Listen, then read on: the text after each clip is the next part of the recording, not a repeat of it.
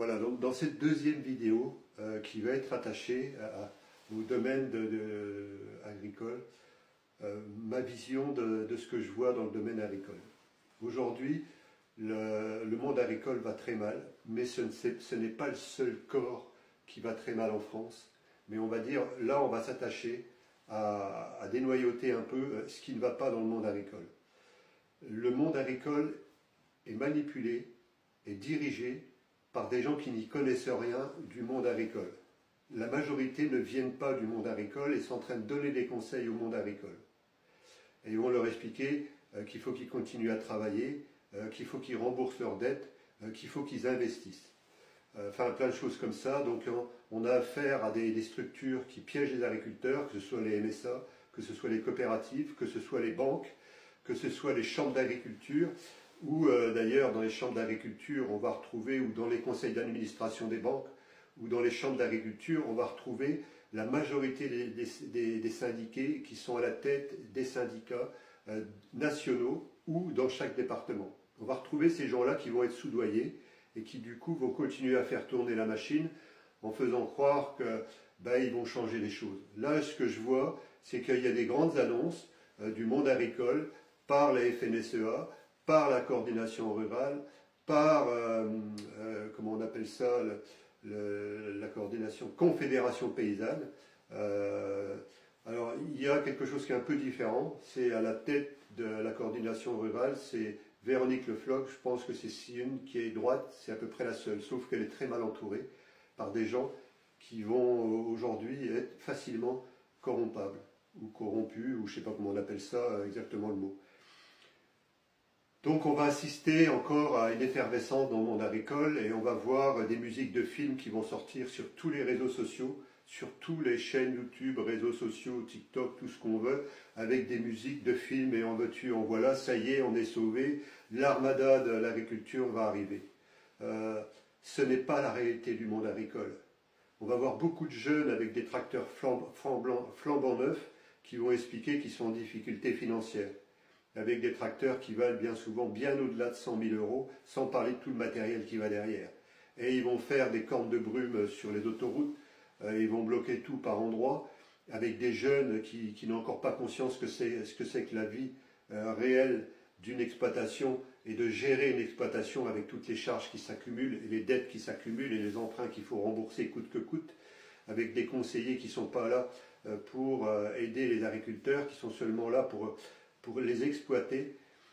Donc aujourd'hui, il est temps que tout ça s'arrête. Ne prêtez pas crédit à faire des musiques de films parce qu'en croyant que vous allez voir les agriculteurs qui vont arriver, c'est vrai qu'il y en a qui le font pour une bonne raison, et c'est une raison qui est juste et très valable.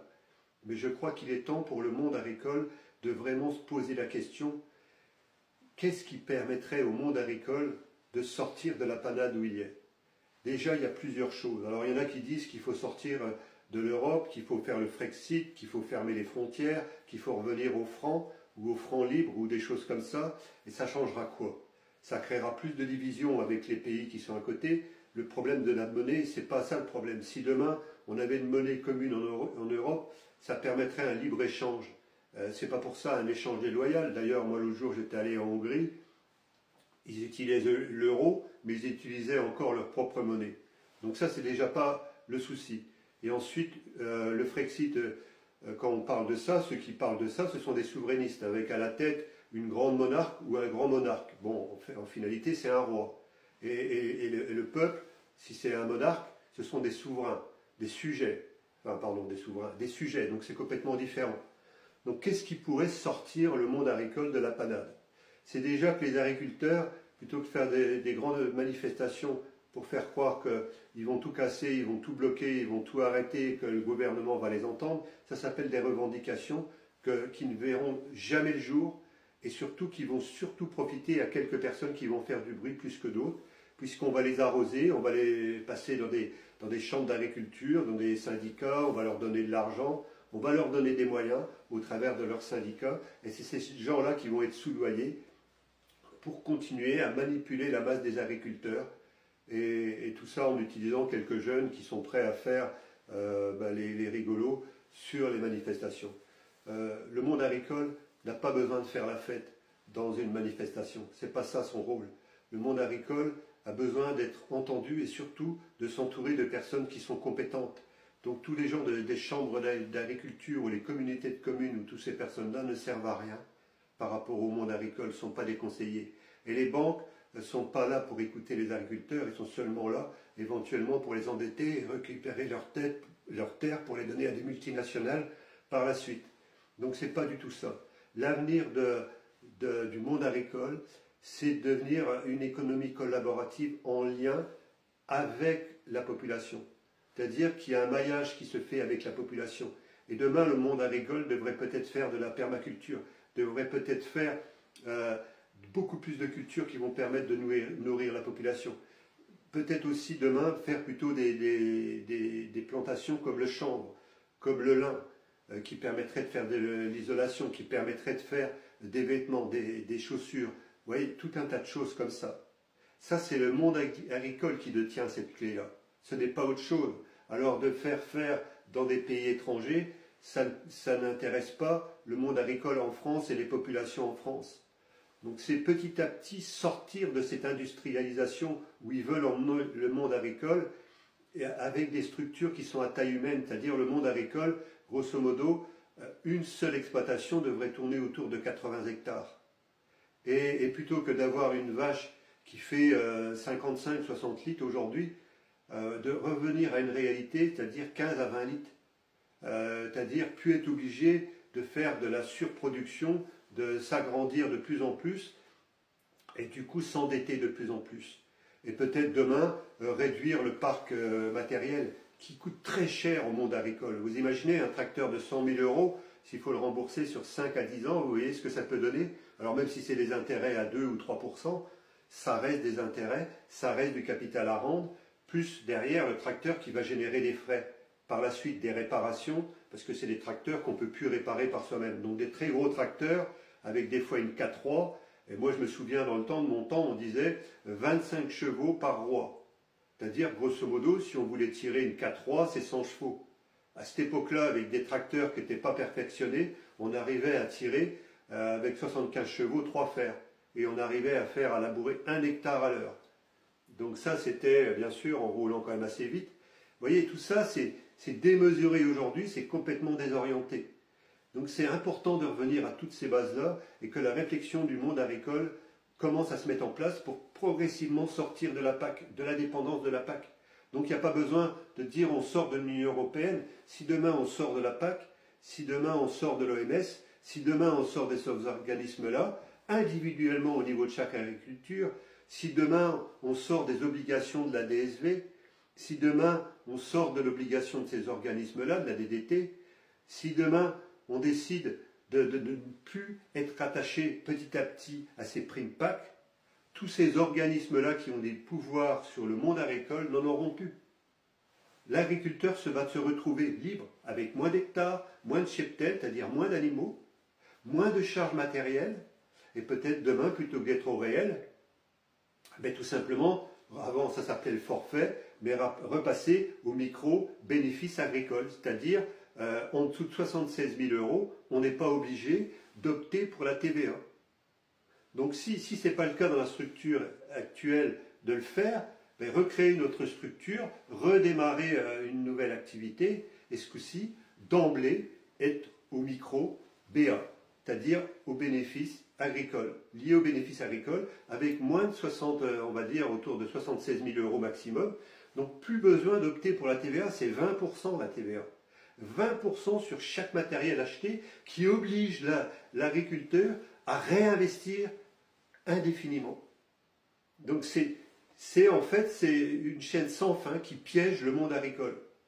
Donc sortir de la PAC, sortir de tous ces organismes-là, du coup ben, petit à petit avoir moins de dettes, réduire tout le parc matériel, travailler avec du collaboratif, travailler aussi avec des consommateurs en direct, pour faire de la permaculture, faire du maraîchage, et d'ailleurs le monde du maraîchage devrait aussi collaborer avec le monde agricole, pour le fumier, pour toutes ces choses-là, voilà.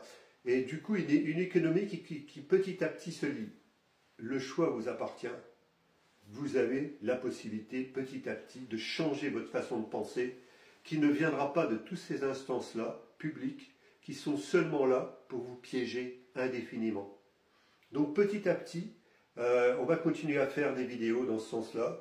Demain, ce sera peut-être sur le monde du travail, d'autres domaines aujourd'hui, de personnes qui seront confrontées, le domaine de l'artisanat aujourd'hui, qui prend de plein fouet tout ce qui se passe dans l'économie, où beaucoup de gens sont obligés d'arrêter, ou ont du mal à gagner leur vie parce qu'il y a trop de charges.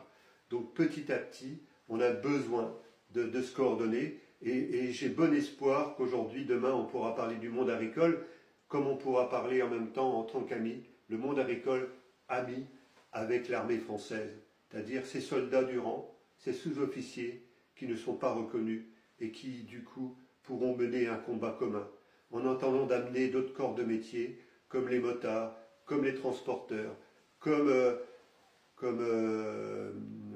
d'autres qui pourraient être encore dans ce cas de figure-là, tout l'artisanat, toutes les professions libérales, mais tous les salariés aujourd'hui qui bossent pour des fois à peine gagner leur vie, en passant des heures et des heures sur leur lieu de travail ou sur la route, et qui finalement passent à côté de la vie de leur famille.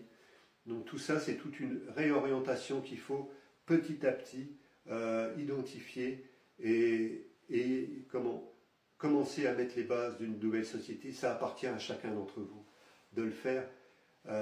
Moi, j'ai beaucoup d'idées.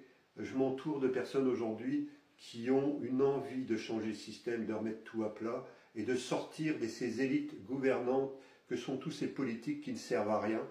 Je suis désolé si vous êtes en train de m'écouter, vous ne servez à rien. Et d'éviter toute la corruption qu'on retrouve dans les institutions, qu'on retrouve à la tête de l'Assemblée nationale, mais aussi dans certaines mairies aujourd'hui, où on voit des maires qui sont, on ne va pas dire qu'ils sont corrompus, mais ça s'appelle comment, des maires qui toucheraient de l'argent au cul des camions, au cul des marchés, ou qui seraient en train de couper à blanc les bois de leur commune. Pour quelle raison aujourd'hui un maire serait en train de couper les forêts de sa commune, qui est le patrimoine de la commune. Donc il n'y appartient pas, ça appartient à la population de la commune. Et du coup, demain, permettre aux familles qui le souhaitent, qui pourront apporter des gages de personnes qui sont prêtes à participer à la vie active d'une commune sans faire d'histoire. J'invite toutes ces personnes-là à revenir sur les communes pour doubler dans les années qui viennent les populations de communes et du coup relancer toute l'économie du monde agricole. Parce que tout est lié à ça. Donc je vous pose aujourd'hui des questions, à la réflexion aussi. Je vous invite à la réflexion pour participer à ce qu'on est en train de faire. Et ce ne sera surtout pas en allant dans certaines manifestations pour prendre des risques, pour de tout casser. Je parle du monde agricole. Et puis derrière, ça changera quoi? Rien. Vous aurez mis en avant les leaders des syndicats qui se seront mis en avant, qui auraient été mis en avant, qui toucheront de l'argent. Moi, j'ai appris que l'autre jour, quelqu'un qui s'appelle Étienne Chouard, apparemment, il est venu à un endroit, il aurait demandé 10 000 € pour prendre la parole. Alors là, c'est quelque chose qui me surprend, à vérifier. Je serais curieux de le savoir, mais aujourd'hui, ça pose question que des personnes comme ça qui viennent prendre la parole, qui se disent des personnalités, qui ont de l'expérience, et se font monnayer pour prendre la parole devant d'autres personnes par les temps qui courent, ça pose question. Donc je vous invite à faire très attention à qui vous suivez encore une fois et de ne pas donner votre pouvoir et votre énergie à des personnes qui de toute façon n'en ont strictement rien à fiche de vous et qui sont seulement là pour récupérer le pouvoir pour leur bien-être personnel. Et le restant, ils s'en fichent pas mal. Si demain le voisin il coule, il va manger le voisin dans le monde agricole, il va essayer de l'enfoncer encore plus pour récupérer ses terres. On en est là dans le monde agricole.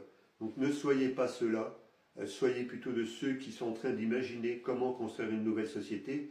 Et toutes ces personnes-là, venez vers nous, apportez vos expériences et votre vision des choses pour mettre les bases d'une nouvelle société en place. En tout cas, moi je compte sur vous. Je vous souhaite un très beau dimanche du 27 octobre. On a un super soleil. Moi tout à l'heure, je vais aller faire un tour au match de foot de l'ancienne équipe que j'avais, qui joue sur place. Voilà, à très bientôt sur les routes de France et d'ailleurs.